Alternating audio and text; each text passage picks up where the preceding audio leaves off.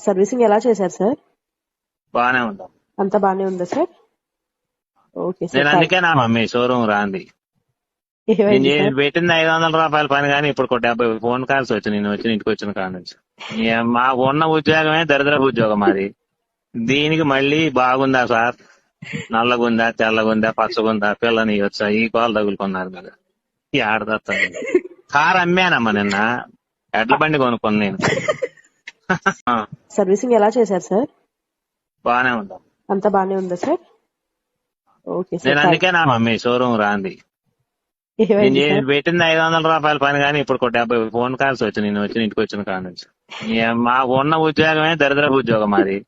దీనికి మళ్ళీ బాగుందా సార్, నల్లగుందా, తెల్లగుందా, పచ్చగుందా, పిల్లని వచ్చా, ఈ కాలు తగులుకున్నారు కదా.